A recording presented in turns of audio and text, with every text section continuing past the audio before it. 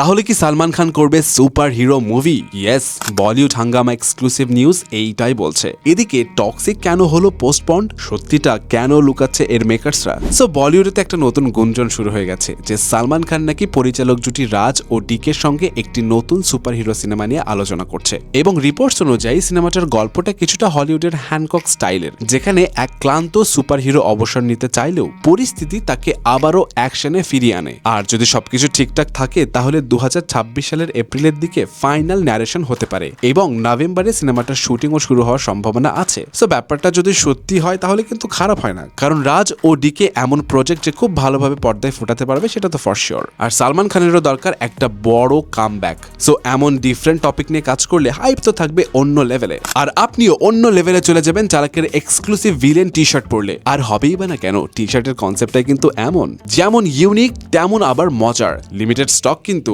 Available link পেয়ে যাবেন ভিডিওর কমেন্টে। এখন আসি টক্সিকের কাছে। আমেরিকাতে যুদ্ধের পরিস্থিতির কারণে নাকি ইয়াসের টক্সিক মুভি পোস্টপন করা হয়েছে, কিন্তু অনেকেই এই চুক্তিটাকে একেবারে ঠিক হজম করতে পারছে না, কারণ হিসাবটা একটু দেখলে বোঝা যায় টক্সিকের বাজেট প্রায় 600 কোটি রুপি বলে শোনা যাচ্ছে। মানে ব্রেক ইভেনে আসতেই প্রায় 750 থেকে 800 কোটি রেঞ্জে যেতে হবে। অ্যাট দ্য সেম টাইম একই সময়ে বড় বড় মুভির হাইপ দেখলে টক্সিকের মেকার্সরা নিশ্চয়ই হিসাব করেই সিদ্ধান্ত নিয়েছে। কিছু ট্রেড রিপোর্টস বলছে প্রতিদ্বন্দ্বী বড় প্রজেক্টগুলোর অ্যাডভান্স ইন্টারেস্ট অনেক বেশি, যেখানে টক্সিক এখনো সেই লেভেলের হাইপ বিল্ড করতে পারেনি। তাই অনেকের মতে একই দিনে ক্ল্যাশ হলে সেটা টক্সিকের জন্য নিজের পায়ে কুড়াল মারার মতো অবস্থা হতে পারে। তবে এই সবের মাঝে একটু বিপদে পড়েছে বেচারা ভারুন ধাওয়ান, কারণ টক্সিক এখন যদি 4 জুন রিলিজ করে তাহলে তার নতুন সিনেমা হেই জওয়ানি তো ইশক হোনা হে রিলিজের ঠিক একদিন পরেই বড় ক্ল্যাশ তৈরি হবে। মানে সিচুয়েশন এখন এমন যে ভারুন বলছে